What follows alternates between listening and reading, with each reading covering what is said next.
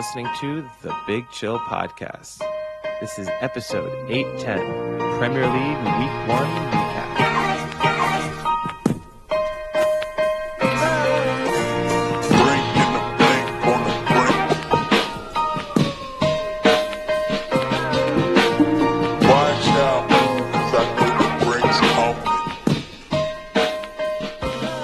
Hello, Big Chillians, and welcome back to the Big Chill Podcast. Frank, joined as always with Eddie. Eddie, how's it going? Back in the land of true Wi-Fi? Yes. Yeah, back to my normal connection, my normal setting. Although in the end, I think all it disrupted was our recording process, but the episode itself, we encountered no technical issues, so that was good news. But yeah, back. Well, I noticed there was one. So like when you asked me, what I thought of the Premier League prediction, I had said, in the recording, it said Chelsea. I thought would finish second. I meant second to last, but somehow that switched up. Because I definitely didn't think Chelsea would finish second. I knew they would come out lackluster and not be able to get a point against Crystal Palace. Although you'll defend Crystal Palace, which is crazy considering the amount of money Chelsea spent to win this first match and couldn't. I won't defend Crystal Palace. I'll say that I don't think Crystal Palace. I don't think a 0-0 draw against Crystal Palace at the end of the season is going to look like the worst result ever. Now, some of that will also depend on how many players leave Crystal Palace between now and the end of the transfer window, because I think the theme from this weekend's football is players desperately trying to leave their clubs in a weekend that otherwise was fairly straightforward. There were no real surprises. Well, that was the only one. That was the one that screwed me. It was the only slightly surprising result. Liverpool survived a scare on Friday night, blowing a 2-0 lead, but then in the end scoring two late goals to win 4-2. Manchester City won comfortably against Wolves, who, we discussed in our preseason preview. We expected Feel good about that. Yeah, expected them to be bad. Turns out they're really bad. Spurs beat Burnley really easily. We predicted them to be bad. Turns out they're really bad. And, other than that, Arsenal didn't look great against Manchester United, and maybe Manchester United looked reasonably good. So there's room for optimism there, even though they lost on the opening day. I think Chelsea was the only real slip up. Certainly if you were placing a bet that flirted with all the heavy favorites, they were the only ones that really let you down. Thanks. I literally just said that, and then you had to just double down on me. Well, just twist the finger in the wound. Not only that, I even got a little risky, and I did Liverpool and Salah to score, City and Holland to score. Well, I threw in some little doubles there. After the luck of the Salah for Liverpool, I knew I was done. Yeah, you were in trouble there. But yeah. So I have to say, I have a new TV service, so I was able to watch a lot more matches, and we discussed this off air, but this was probably the most Premier League football I've watched in a very long time. All day Saturday and all day Sunday, I was just streaming matches. So it was, and there were it was nice because they were spread out kind of nice. So you got to watch a lot of the bigger clubs and kind of see what they look like on week one. Which was kind of nice to see some of the, the new transfers and things like that and how they fit in and maybe how they don't fit in. It was a lot of football this weekend, but enjoyable. But I have some critiques. Okay. I have some critiques of the English system here. All right. The only major critique I have, which I understand is difficult because the game never stops, but there is a real lack of replays in Premier League matches. It is rare to get a replay. And I get you don't need a 30-second replay, but there are little things that happen in a match where you're like, oh, that was pretty cool. Or like, wait, what the fuck was that? And they could literally just show 5 seconds the next time there's a ball out of play and they don't ever go back. And for instance, one that sticks to mind was watching the Chelsea match. Reece James like blew up Adam Wharton. Like Adam Wharton went to like go by him, and Reece James literally just like shoved him 4 feet to the ground. And I was like, oh damn, I want to see that again. And they made a comment of it. They're like, wow, Reece James just really handled Adam Wharton pretty easily there. And then they just never went back to it. I was like, how do you not re-show that? If that were the NFL, it'd be like 30 different angles of how like Reece James just lit up Adam Wharton. Yeah, I think the lack of stoppages are obviously the killer there. You did have, I mean, Sky for a while, and they've left it, but Sky for a long time, the heavy investment they had was in you could press the red button and then you could choose which cameras you wanted to watch, and you could access replays like mid game and watch highlights. And you could do even there was player tracker, so you could have a camera that just followed specific players and sort of just watch them, which, you know, if you were a certain type of football nerd, kind of was interesting. Like, I really want to see Adam Wharton's movement around the pitch. You know, I don't really get why you would do that for 90 minutes if you're not an actual scout, but, you know, some people did it. Ultimately, I guess not enough people did it to justify continuing that service. But you would have obviously been someone who may have used it. But I think the vast majority of football fans are more focused on seeing what happened next than rather than seeing what just happened. But I mean, like, there's always 10-second break. Like every minute, there's like a 10-second break. Kind of. There is and there isn't. I mean, the risk you run is that you miss something really important, and you would be more furious that you were watching a replay of Reece James pushing Adam Wharton than seeing a goal or a red card. You know, I mean, the worst example of that, and this was accidental, but in the 2010 World Cup, ITV accidentally cut to commercials like 7 minutes in or 8 minutes into the England's opening game of the World Cup, and they missed England's opening goal, which turned out to be their only goal they scored that match. So, you know, you can have instances like that where they were only away for something like 15 seconds, but it was long enough that it cut back to live, and it was just Steven Gerrard celebrating a goal, and you had no idea what had happened. So I get what you're saying, but I think it's not really possible. The only way they could do that is to add more delay into what they're showing you, and then allow them to know that nothing happens in the next 30, 45 seconds. And I don't know if that's the compromise you want of, Yeah. you know, I'm watching this 90 seconds late, but I get to see all the replays that I want. What are your other grievances from the weekend? Actually, one of the other ones was also the Chelsea match. I wonder why. No, this one was, and actually this goes through a few where like something will happen, and I get that part of this is obviously me not knowing every single rule of football, right? But sometimes things will happen, and I feel like the commentators don't even fully know what happened or what the call was, and they'll kind of just never get back to it. And that kind of angers me, where like I always like to understand why something happened, and sometimes like a whistle will blow or a card, and then they'll just never address why. Like it's like, oh yeah, that might have been for that, and it's like, no, it wasn't, because I saw that and that wasn't it. And then they never go back and clarify. And this is in the bigger context of the free kick that was overturned, where for like, I don't know if you saw that, where Crystal Palace had a free kick and they scored, but it was overturned because I think it was Eze went too close to the wall, the Chelsea wall, and apparently you have to be a meter from the wall, from the opposing team's wall. But they kept saying that it was something else, that it was like, I forget what they kept saying it was, but the announcement like was like, oh, the guy had gotten too close to the wall, but then they like ignored the announcement and kept saying something else. It's like, no, this isn't what has happened. Like, correct yourself. And they wouldn't correct it. It was really weird. And then they went to halftime, and the analysts were sitting there, and they weren't getting it right either. Then Roy Keane was like, no, that's not what happened. What happened was he got too close to the wall. Like, what are you guys talking about? It was really weird. Yeah, well, I think we have to accept that most of the pundits or even some of the commentators will not know all of the laws of the game.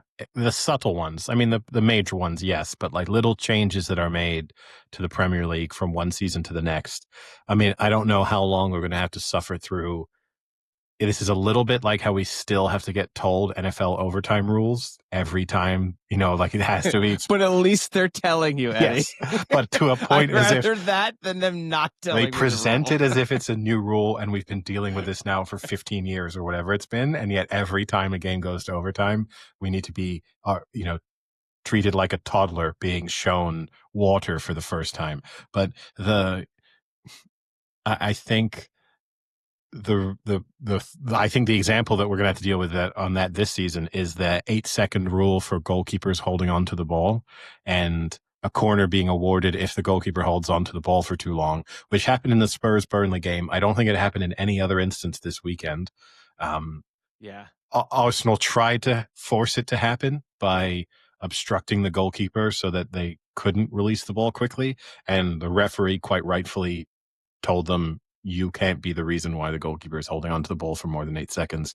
This is time wasting, not obstruction. And, a punishment for time wasting, not a punishment for obstruction. And I think that one we're going to have the same. But realistically, I think most of these pundits and commentators, the subtle changes that get made to the laws, they're just not up to speed on. And so certainly the first couple of weeks, they don't necessarily know more than we do. That's the unfortunate thing. But yeah, I mean, everything, as we said, kind of went to plan. I don't think there's too much you can take away from it. It's one match. So, it's hard to, we try and avoid the overreaction to the early weeks of any sports season. And I think in the Premier League, we have to do that too. But as kind of hinted at the start, the big story is these players refusing to play and forced transfers in the last few weeks of the transfer window. They've got, 10, 11 days with which to try and get a move. And the big ones are Alexander Isak, who's doubling down today. He posted on Instagram saying that he wanted to leave. His full statement is, "I'm proud to be recognized by my fellow professionals with a place in the PFA Premier League team of the season for the season 2024-25. First and foremost, I want to thank my teammates and everyone at Newcastle United who has supported me along the way. I'm not at the ceremony tonight. With everything going on, it didn't feel right to be there. I've kept quiet for a long time while others have spoken. That silence has allowed people to push their own version of events, even though they know it doesn't reflect what was really said and agreed behind closed doors. The reality is that promises were made, and the club has known my position for a long time. To now act as if these issues are only emerging is misleading. When promises are broken and trust is lost, the relationship can't continue. That's where things are for me right now. And why change is in the best interest of everyone, not just myself." I love that. It's, I want to leave. They won't let me leave, but really it would be best for all of us if I left. I think that's good spin. Yeah. Oh, but only because you're not playing. Yeah, because I'm going to refuse to play. So, yeah. So, but if you just did what you were supposed to do, what your contract says that you're supposed to do, it'd actually still be pretty good for Newcastle. Yeah, and then you have Wissa at Crystal Palace, who finds himself in a similar situation, although his move may be somewhat dependent on Isak leaving Newcastle, because that's where Newcastle are the club trying to sign him.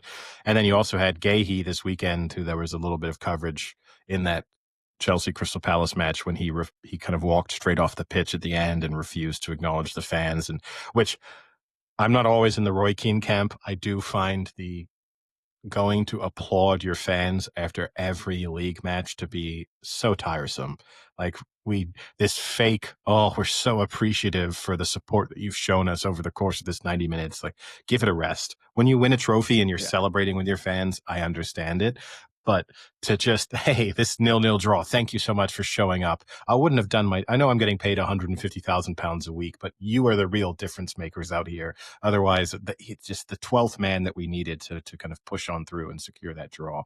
But still, Actually, that was another, I did forget about that. I completely agree. That got very annoying. Like, even after matches too, where like they all kind of have to like walk around. Like, watching the Arsenal United game when the Man United players were like walking around, like clapping, and it's like, fuck off, dude, you lost. Just go to your locker room. Like, I don't even care. Do you think the fans are just like, hey, I paid 250 pounds to come watch you lose, but I appreciate you came over the last 3 seconds there and gave me like a fucking golf clap. Like, it was so worth it. The sad thing is, we're in the minority. I think a lot of supporters do actually feel like you're acknowledging the contribution of the fans, and that's important, and they like it.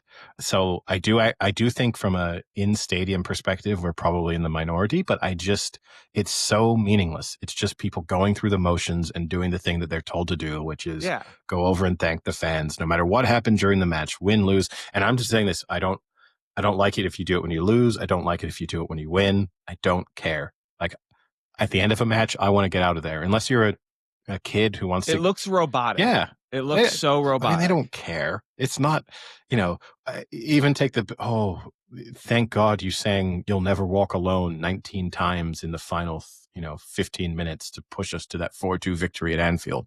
Like, okay, there are exceptions. So obviously this weekend with Liverpool playing and the Jota songs that were sung at the end and Salah kind of responding emotionally to that because that's your close friend and that's a moving moment.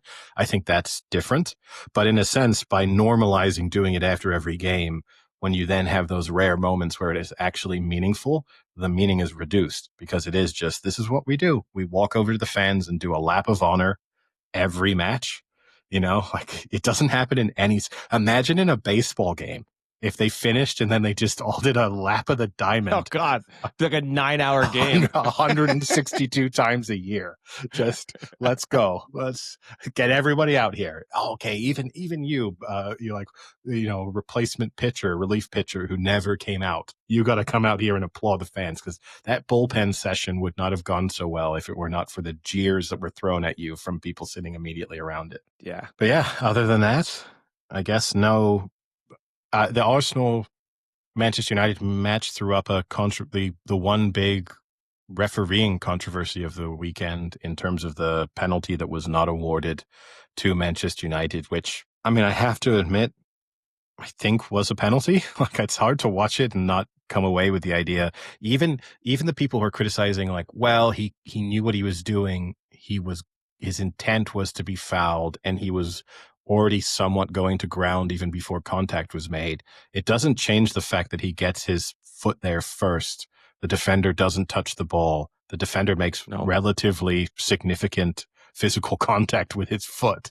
Like, intent isn't part of how we analyze free kicks normally. So I don't quite understand that. But yeah, that was the only really sort of surprising moment or poor officiating moment of the weekend. Yeah, I thought it was probably also a penalty. I mean, I think overall, like you said, we don't overreact to week one. We're not an overreaction podcast. But I thought Liverpool, for the most part, looked good. They did let up those goals and kind of make it close. But at the end of the day, when they needed to, they kind of pulled away and they had a lot of offensive opportunities. So I think they looked really good. I thought City looked good. And again, playing Wolves, we don't know for sure. But it looked like some of the new additions fit in really nicely. So that was encouraging. While still City. Missing, you're still missing Rodri and Foden. Still missing Rodri. So, two players and who would definitely slip into that team. But yeah, Foden, by the way, he's gotten a glow up. Oh, yeah? 3 years ago, that guy, 3 years ago, that you see that guy, you're like, whoa. Thank God he's a football player. But now he's got like perfect teeth. His skin is like fucking like supermodel clear. He's got the fresh cut. Like, okay.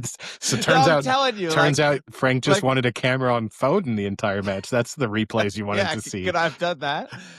No, I'm telling you, Foden's gotten a glow up for sure. Okay. Well, but, and I thought Chelsea did not look so great, and again, maybe that was just one match, kind of just still getting into it.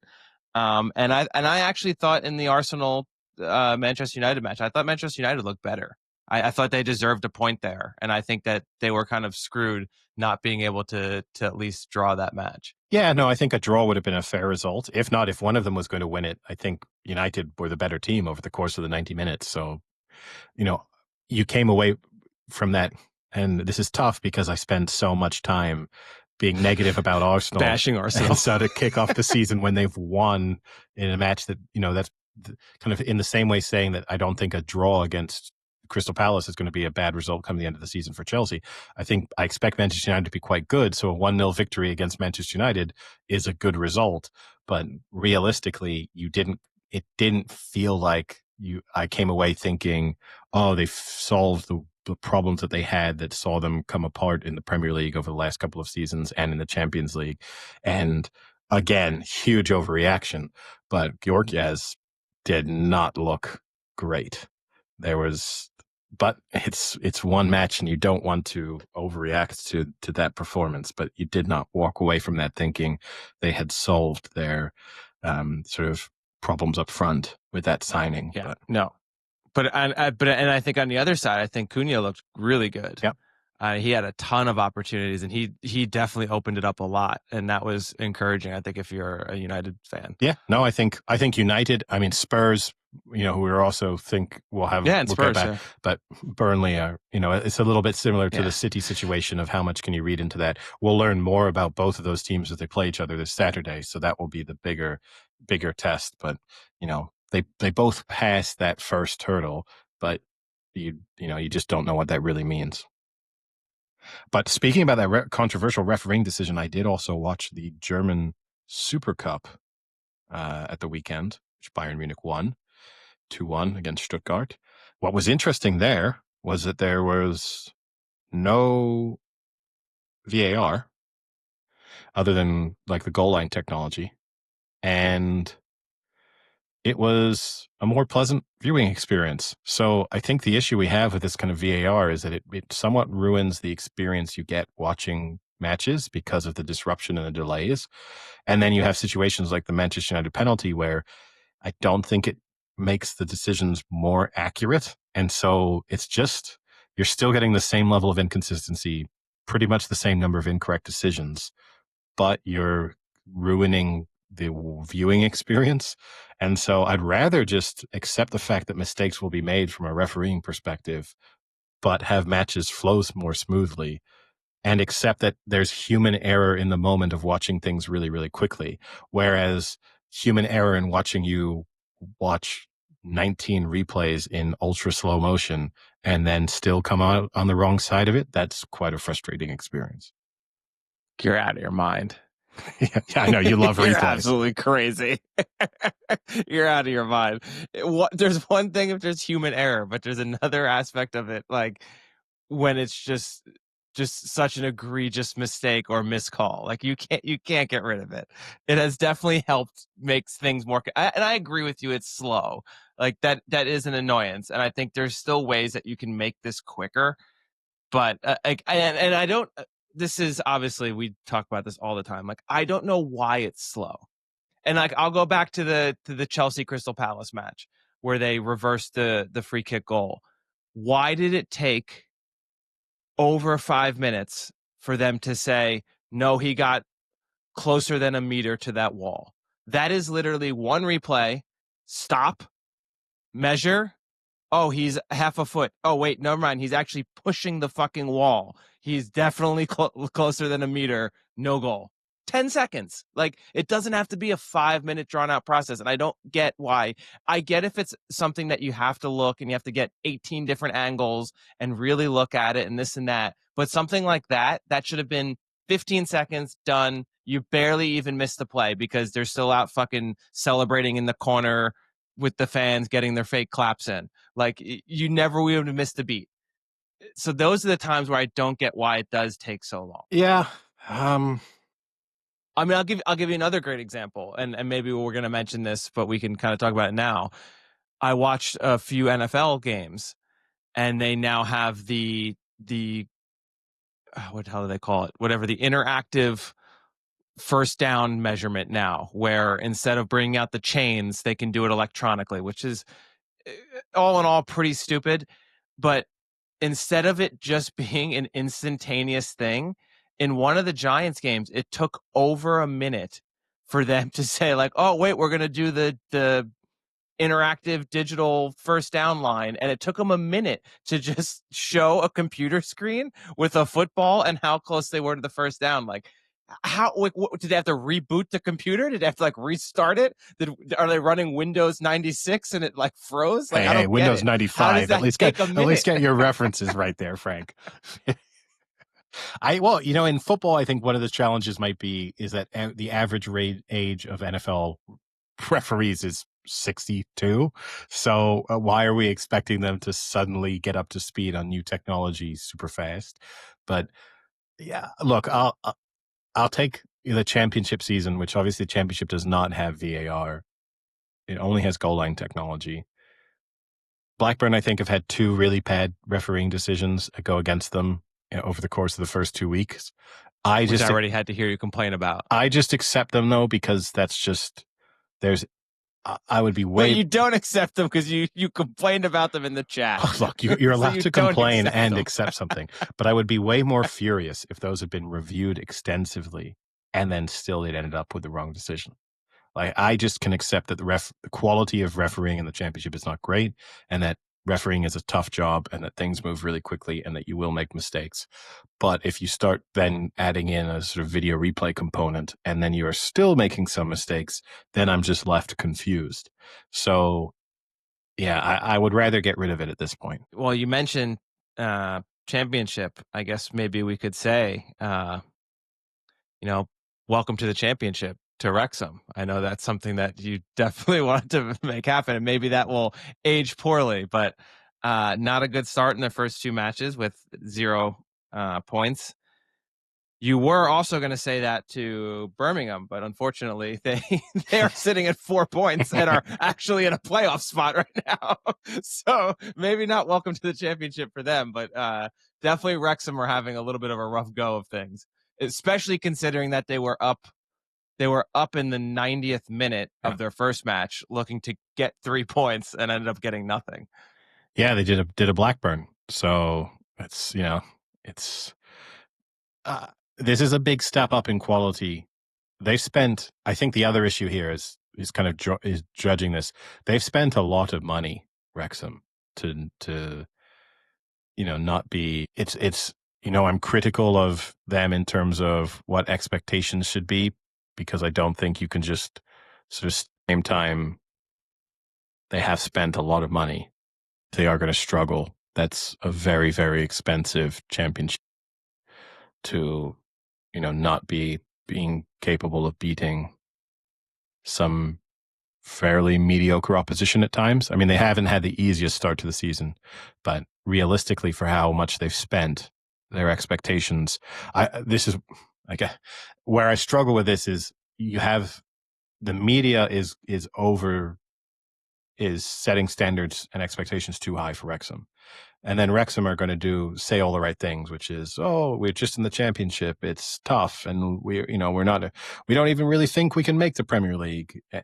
But then they're spending as if they should be getting to the Premier League. And if it were not for their owners and the good sponsorship deals they can get as a result of the level of interest they have in them, this would be completely unsustainable. And they would be in really big trouble if they didn't get promoted. And they still may end up in really big trouble even if they don't get promoted, because eventually if the promotions stop and they just settle into being a 13th placed championship team, interest will dwindle. Like, Ryan Reynolds cannot keep us that interested in Wrexham 6 seasons from now, when they have, been relegated once back to League One, promoted back to the championship, never made the playoffs in the championship, and never really got close to sniffing the Premier League.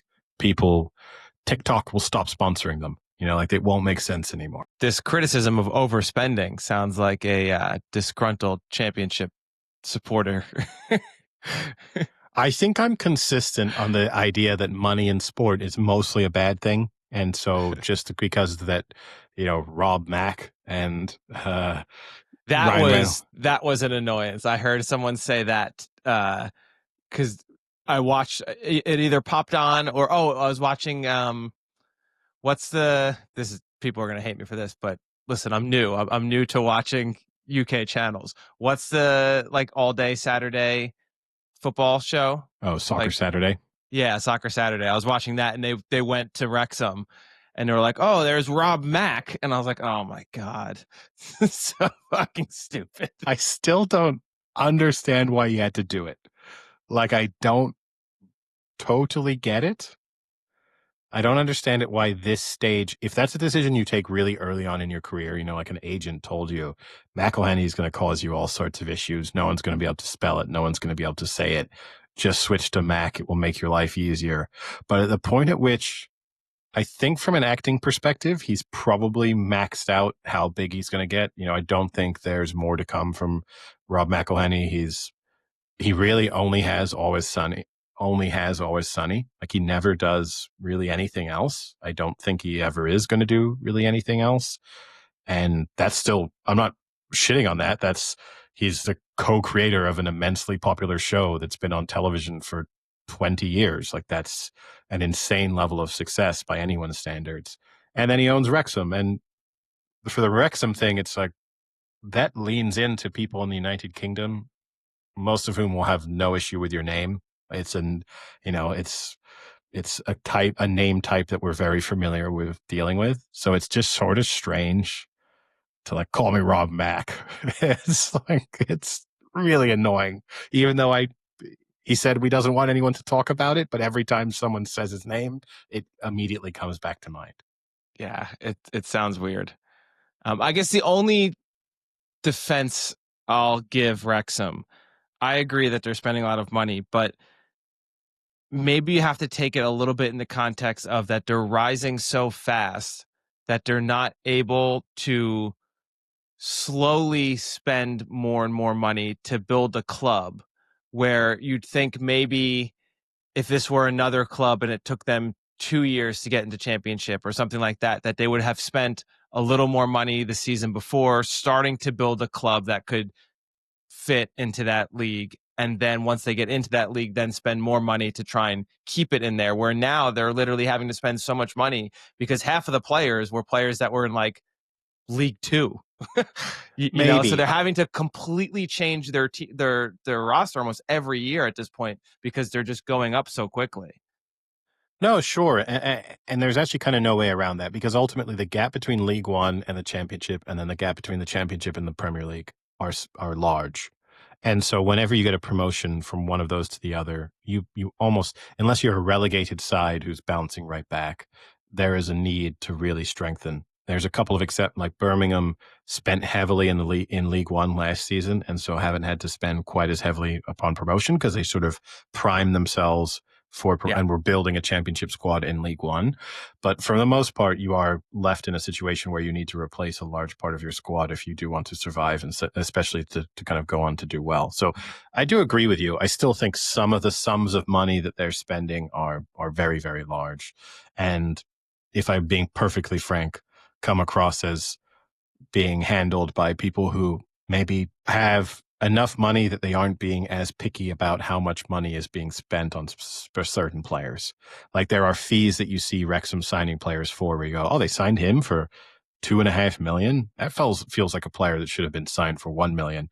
And it's tough for them too, because probably what's happening is Wrexham make an offer for a player and everyone's instantly adding on 30 to 40% because they know that there's money there. And so you're not going to really get any bargains. But it's still, I don't know. That concerns me a little bit. And again, been negative about Arsenal. Now I'm being negative about Wrexham. I'm kind of going back to my roots when it comes to clubs to hate. But yeah. I think what's going to hurt them too.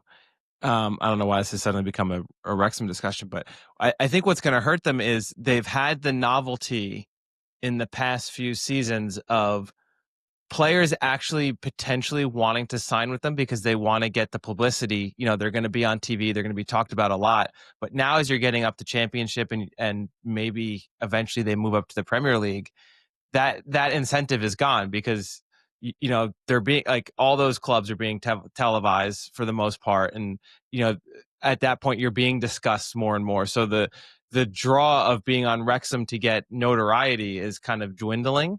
So at that point you have to just start offering more money because they know that you have it.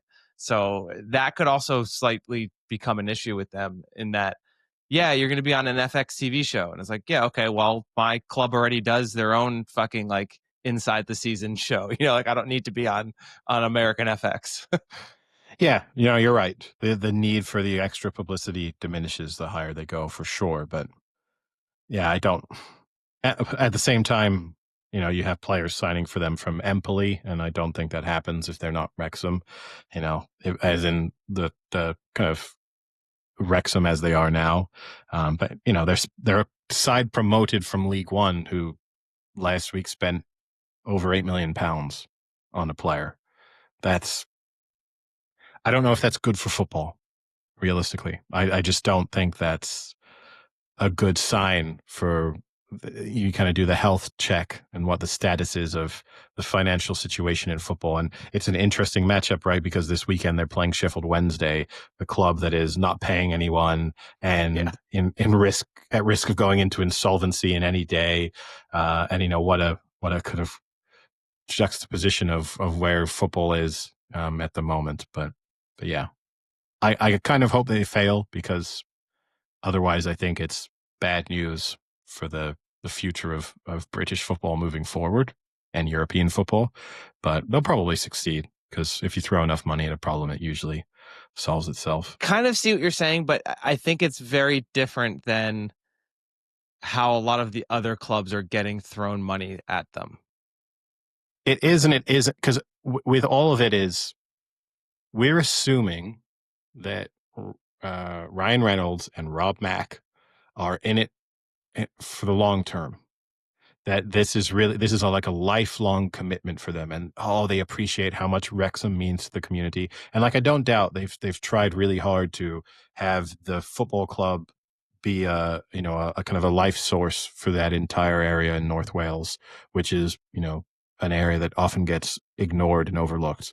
So I'm not trying to come across as someone who's just being critical for everything that they do, but if 5 years from now they lose a little bit of interest in this project, then where does that leave Wrexham? Like, because there's not going to be another Hollywood duo to step in and pick up the slack, and there isn't going to be another billionaire to come in and do it. And so rather than building sustainable clubs that can last beyond this current ownership and last forever, in order to for them to be there forever for those communities, you are at risk of, it's good right now, but 15 years from now, when they decide to move on to their next thing, then we're screwed, because everything that we've put together was reliant on this level of attention, this type of sponsorship, this type of money being pumped in by our owners. And I don't think that's good. And I think that's not their fault. I think that's for the actual leagues to be putting stricter requirements in place in terms of, what sustainable practices should be like. It's going to require players to earn less money. That's going to be a really tough battle, and it's going to require clubs to at times almost act against their own self-interest, because they're going to have to put sort of regulations in place that hurt them. Like, we're allowing you see what gets voted on in the Premier League with how clubs like Chelsea are manipulating how they can take money from their own owners, like through purchases of land, through purchases of hotels, through spending money, kind of adding revenue sources. And none of these Premier League clubs really want to vote against it, because whilst they're not doing it now, they think that they will do it in the future. And so they leave it out there because, like, well, we might do this, so let's not rule it out because we may need this money in the same way. And it's, that's what worries me, is we could just be 10 years from now, it could just be everything's either state owned or gone.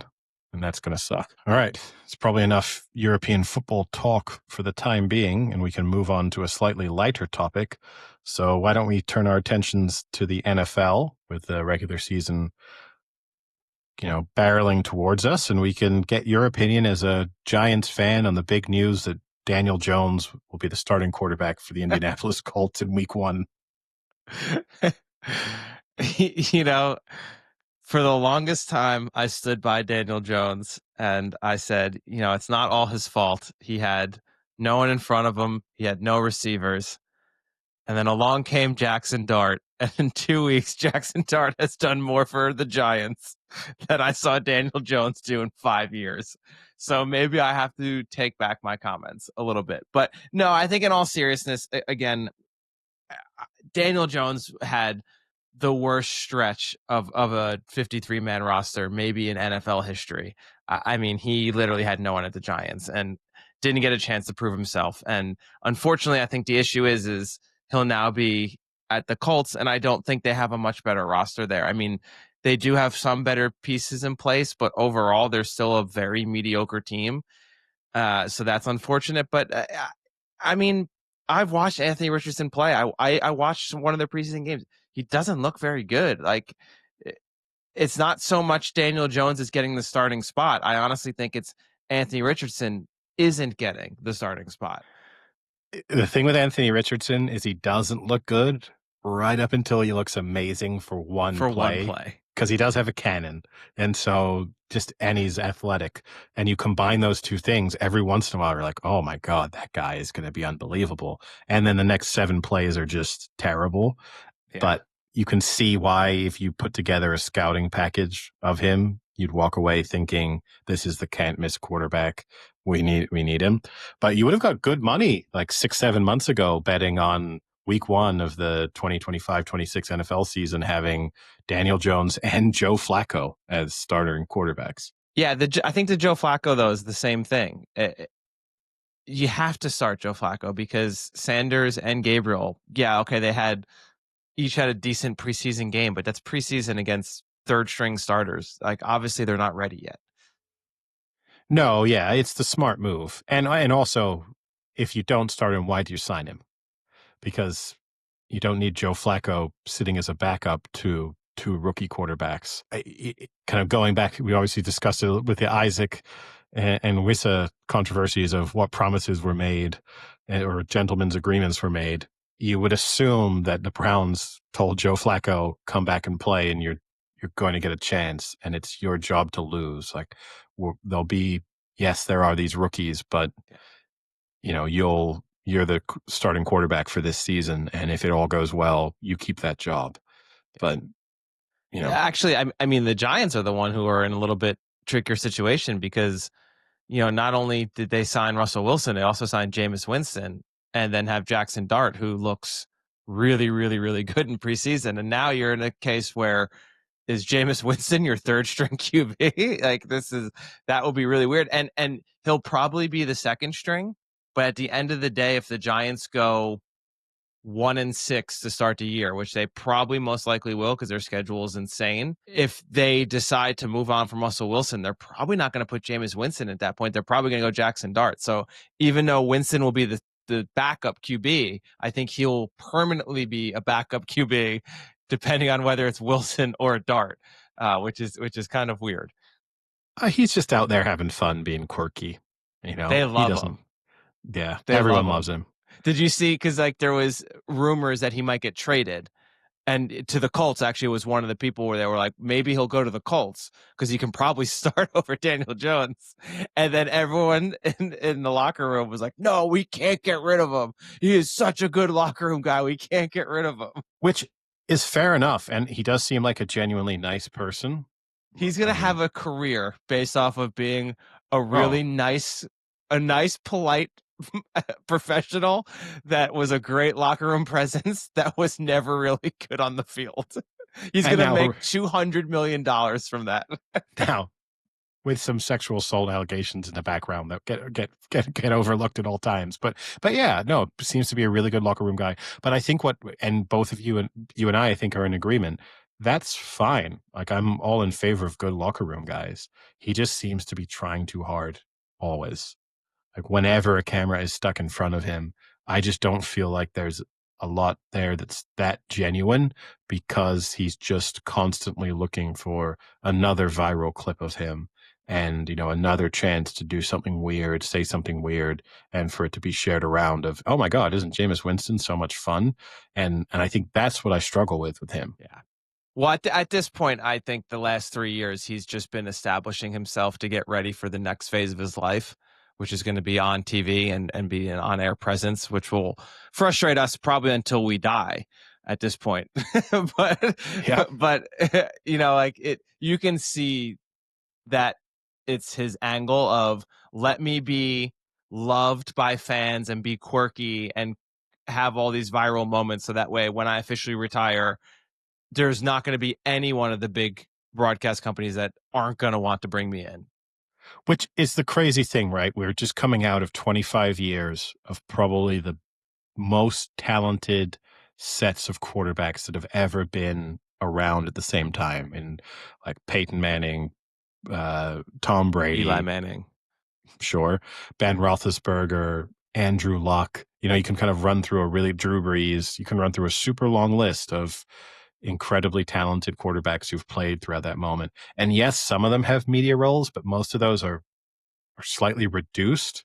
And the ones that we're going to have to get rammed down our throats every Sunday for hour after hour after hour are going to be, oh yeah, that guy was like the 43rd best quarterback for a couple seasons in the NFL, but man, was he fun. Like that's like, why is that where we've ended up from a media perspective? It will be really funny though if they have him analyze plays and they're just like, "What would you do on this one? Just bomb it deep." But he's in triple coverage. Who cares? He might catch it. He might not. That's going to be his analysis every time. Probably, and then they'll laugh What and would they'll you go, do here? "Jameis, Just try and fit it in." yeah, Jameis, what a fun guy. Got to eat the W. That's all you got to do. Now, staying on this topic of football, but moving slightly into the world of college football, which is even closer to starting, kind of what week 0 is this weekend, and then week 1 is 10 days away. I don't know if you saw, but Iowa offensive lineman Jennings Dunker came out with what his pre-game meal sort of nutrition plan was. He broke down everything he eats in the build up to a game. And seeing as we're a sports podcast that sometimes pretends to be a food podcast, I thought, what a perfect topic. Is he also for us. on a plane when he's doing this? Because then that would hit every category. Is he on a bus traveling to the game? He's definitely in some hotels for some of it. So night before the game. Wait. What position is this? Is he again? Sorry. He's an offensive lineman, so he's a big boy. Oh boy. This is a lot of food. That's the big thing. So this is assuming it's an 11 a.m. kickoff. This is kind of how his schedule works. 5:30 Friday night. 2 or 3 servings of pesto with marinara sauce, a couple of bread rolls, a 12-ounce steak, and 2 servings of fruit. Then at 8:30, he eats 3 hamburgers, three bags of Lay's chips, drip drop hydration mix, and a hot chocolate. That's him done for Friday night. Game day, 7:15 a.m. 4 pieces of toast, 2 bowls of Wheaties, a couple of pancakes, 2 chicken breasts, 24 ounces of water, and presumably a sponsor, drip drop hydration mix.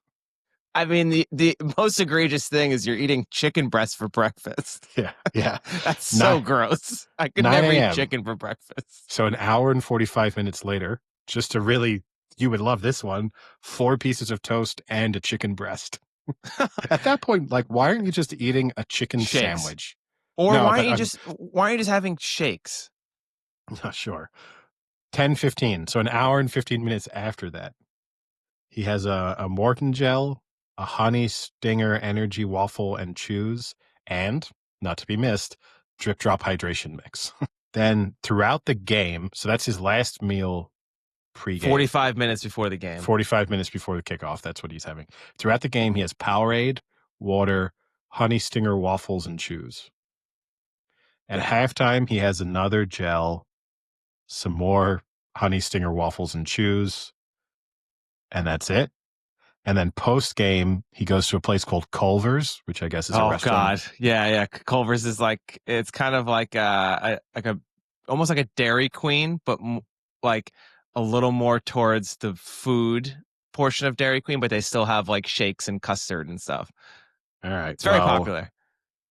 There he has a double bacon cheeseburger, family size order of cheese curds or onion rings. Fuck yeah. And then 3 sides of fries. I do like, he draws the line at, I won't have cheese curds and onion rings. That's outrageous. I'll have cheese curds or onion rings and then back that up with 3 orders of French fries. Yeah. That's him. That's him. That's an elite athlete preparing for and recovering from their activities. I mean, it would be interesting to see how many calories he actually goes through in a game. Because here's what I'll say. He's probably not putting on weight during the season. So that almost legitimately is how many calories he's burning, which is wild. I mean, that's got But to be 4,000 calories, 3,000 but calories he's burning a game. do you think he burns those during the game, or do you think he burns so many calories during the course of the week in terms of workouts that that's what offsets just a huge calorie deficit on a Saturday when you're playing? Maybe a little bit of both, but I'd have to Opposite of assume. not a calorie deficit, but Yeah, but I mean, I'd have to assume that it's crazy because I mean, just being that size, he probably burns so many. I thought that's what you're gonna ask. Is he burning calories because he's moving, or is he burning calories because he's 330 pounds? Because that alone, you're gonna burn a ton of calories because you're just so big. So Jennings Dunker is, oh boy, he's a big boy. He's 6'5", so 196 in meters. He's 316 pounds, so 143 kilos. 22 years old. He looks 45. I know. That's what that's what that's what daily Culvers will do to you. He does not look 22. Those are a rough 22 years. That's what eating chicken breast twice before most people have breakfast will do to you. Eating chicken breast for breakfast is disgusting. I don't know who would do that. That's crazy. It just doesn't feel necessary. No, and this always happens, and I don't get why you're not having shakes at that point, because you then avoid the aspect of your body having to break down and digest that food, which one takes a lot of energy away. Like digesting food is an energy consuming process for your body, but then also it takes away the need to then shuttle a ton of the blood flow down to your intestinal tract, which then doesn't get to your muscles or whatever, things like that. So having a shake is just such an easier option because it's so much easier to be digested that your body doesn't have to work as hard. So I don't get why, because this is obviously planned out by a nutritionist. Like they probably have 10 on staff just for the football team. Yeah. Do you think? Yeah, I guess. I mean, but 100%. you think they're really planning that out? Yes, 100. So even when I was on the track team, which is nowhere near the level of football, 20 years ago, we had two nutritionists on staff that would write out daily plans for you if you wanted. Like, football now, like, have you seen how crazy some of this stuff is? Like, they get so much stuff. It's how crazy. but how does the Culver's fit into your nutritionist planning? And is it then the nutritionist who said, "Hey, man, you're having the cheese curds and the onion rings. It's one or the other." Yeah, I bet you they do. I bet you it's all just calorie and macronutrient based, and it's like you need to get 400 grams of carbs, like 100 grams of proteins, and then they probably say like, "Well, I'm going to go to Culver's," and they'll probably say, "Okay, well, here's what you can get that will match that." I would almost bet that's what they. It's crazy the type of stuff they have in college football. I watched the John Gruden thing where he was in Georgia, and I saw that with the all the shakes and shakes stuff. Yeah. And he was like, "Are you kidding me?" But we should get Novak Djokovic on. He's a big believer in avoiding energy draining foods in the morning. That's one of his big principles of his diet is that and look at him. He is the definition of fit. It's true. But he avoids gluten, sugar, anything like that he thinks puts a strain on his digestive system early in the morning. He's like, what, 45 years old and is still shredded? Well, he's not quite that old, but yeah, he's getting up there. Any other more sporting topics to cover? Yeah, so I've got a NFL one. So obviously we're in fantasy football zone right now where everything is just you're getting bombarded with who should be your top selections, blah blah blah, who should be in your week 1, round 1, round 2, this and that. Two things. Did you see the video of one of the live drafts that a bunch of guys were doing, and the guy had the number 1 pick, and he went to take B. John Robinson, and he took B. Robinson, but it was Brian Robinson Jr. Yeah, I did see that. Do you let him reverse that pick?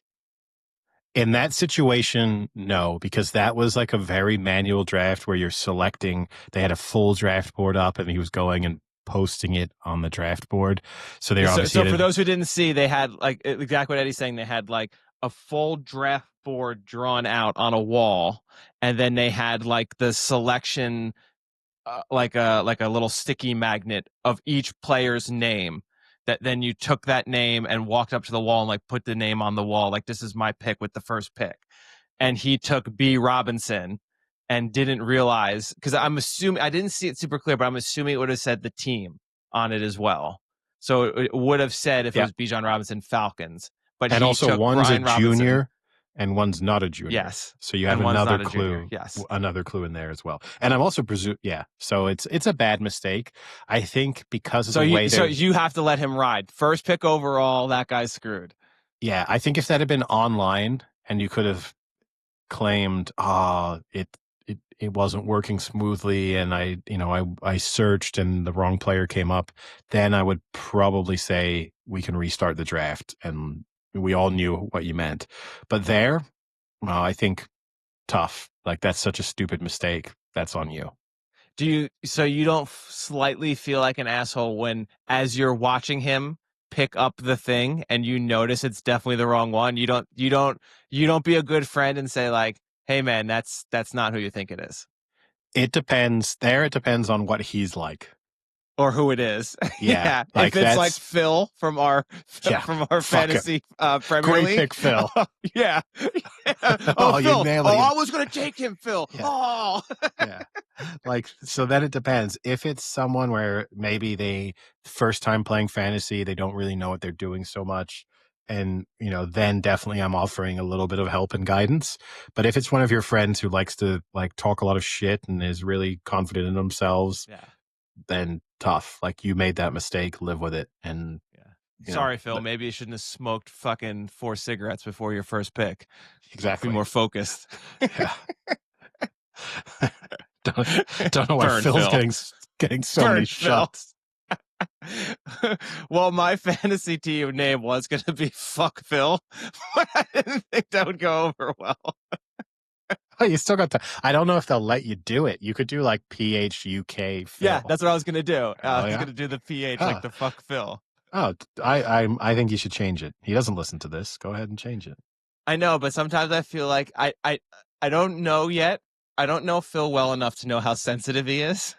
I don't know if that would have slightly upset him. Not sensitive at all, I think, is the fair assessment. That's kind of what I got. But so then the other fantasy NFL football thing was, I saw a post for the top 10 fantasy names from fantasy football. So from one of the fantasy football leagues. And these are the ones so far this year that they have. I'll read through them. Are you ready? Django A-Chained. No? Okay. It's a little it's a little I don't know, in the current climate. Some of these are a little controversial. Yeah, I'll just preface that. Yeah. For an Eagles fan, Brown syndrome. For a Raiders fan, they hit the second Bauer. Yeah, it's not great. For a Steelers fan, Pittsburgh Feelers. That's the winner so far. Okay. Well, what do you think of this Patriots one? She Bledsoe, I'm good.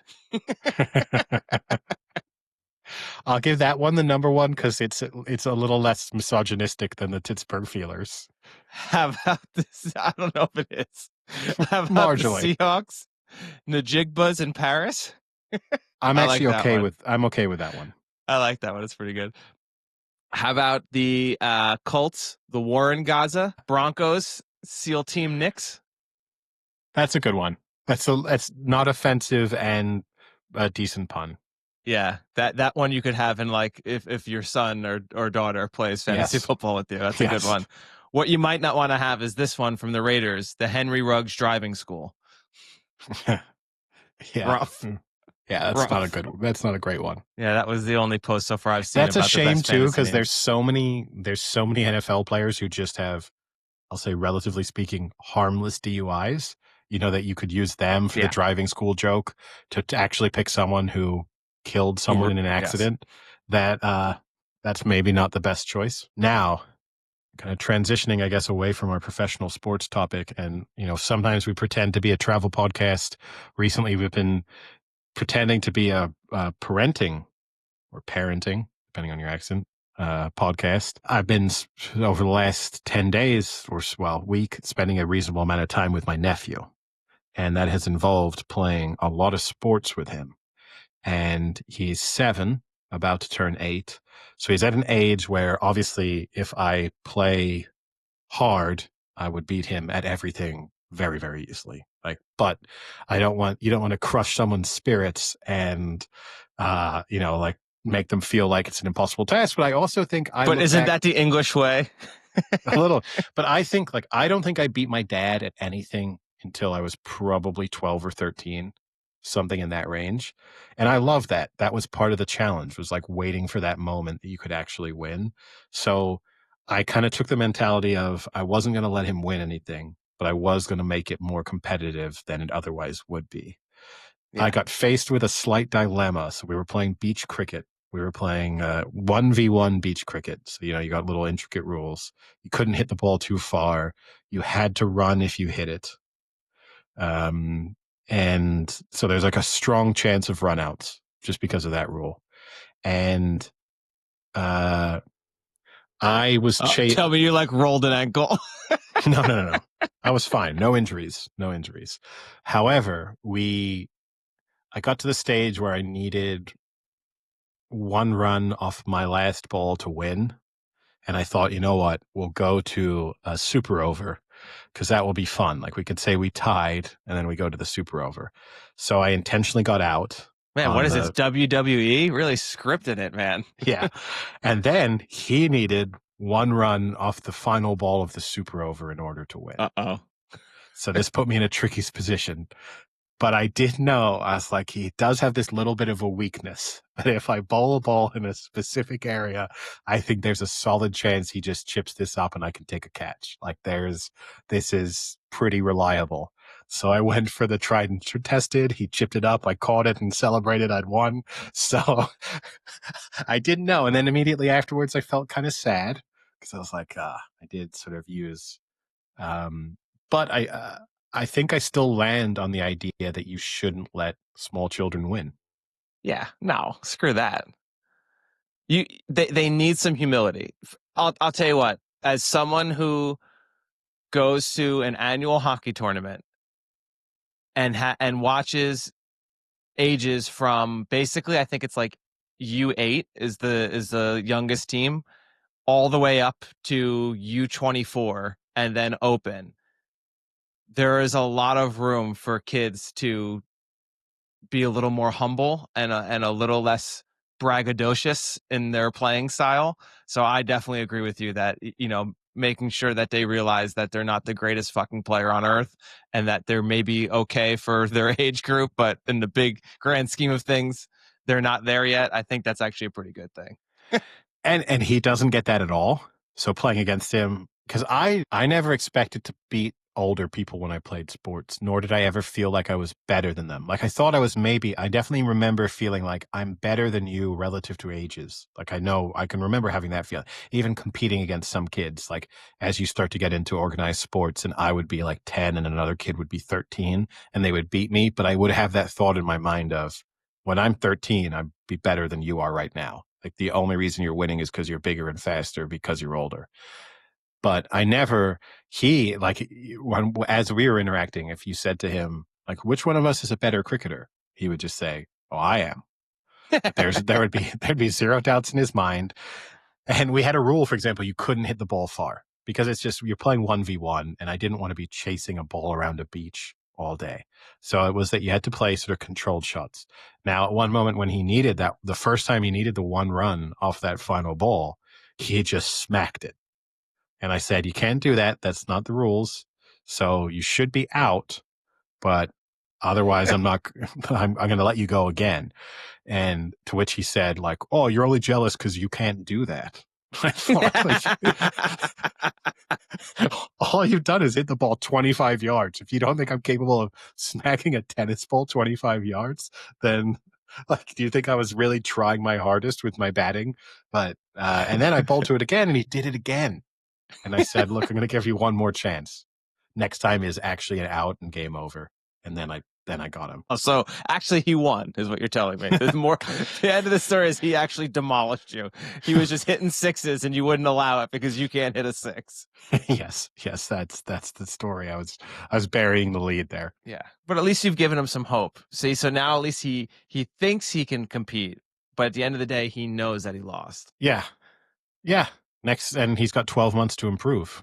So let's see if 12 months from now he poses a slightly bigger challenge. And then I come into town and I say, you know what? Let's hit it fucking as far as we can and see what happens. Go fetch. Yeah. Go get this ball. Let's see if you can outrun Utah. I was a little tempted at one point because the tide was coming in and the water was not that far away. And I had one ball left. I was tempted to just absolutely smash one into the ocean and then just kind of have that be the end of it. But I realized that I was then never going to be able to contain his urge to also smack it. Yeah. And so I had to hold back just because it wasn't going to be the smart. That's funny. Well, now, tomorrow. Go ahead. Well, I'll say just to give a travel story though. So I was on a train last night back to Paris, traveling with my dog, and who was super well behaved, just slept the entire way. But sure. In front of me, there was a woman with a cat, probably a 30-year-old woman. And she took her cat out of its little container, which you're not supposed to do. It's supposed to either be the rules of traveling with a pet. It's, or in the container. It's either in like a container or it's on a lead and it's muzzled. Those are your only two options for traveling with an animal. And so my dog was muzzled and on a lead. But she took her cat out, just flaunting these rules, cat hair just flying everywhere. Just awful. And on top of it, too, when she went to the bathroom, she would take her cat with her. And so she would carry her cat sort of down the aisle, and at which point hair would just sort of float off into everyone's. But then on top of it, too, so she was kind of annoying me from the get-go. We had a nearly 3-hour train ride. And as soon as I sat down, I was like, this is going to bother me the entire time. So I was occasionally looking over at her. And then at one moment, I was like, oh, she's doing something. What is that? And then I realized she was vaping on the train. Are you kidding me? Yeah. So I was like, okay, was this the one? Did I just Is this Facilis? Yeah. Did I catch the solitary vape? Or is this? And she was just puffing away. And I have to admit, I had to get up, walk over to her and say, I'm really sorry, but you can't vape on a train. And she said, oh, I'm really sorry. And she never vaped again. But I just thought to myself, where have we got in the world where you even think that that's okay? That's crazy. I thought you were going to say she's like, okay, that's fine. And then started smoking instead and pulled out a cigarette. And I did, because there was part of me, I was like, I'm pretty sure you can't vape. You definitely can't smoke. I'm pretty sure you can't vape. But let me just Google the rules to make sure that I don't go up there like an asshole. You texted Facilis. Can you vape on a train? Oh, yeah, of course you can vape anywhere. You vape anywhere. It's great. It improves the air quality. Like, the air is very dry. You need to push vapor into it. Well, I guess I'll say, being a travel podcast, we can end on this. The Minnesota State Fair starts tomorrow. It is 12 days, and it is the second most attended fair, only behind Texas.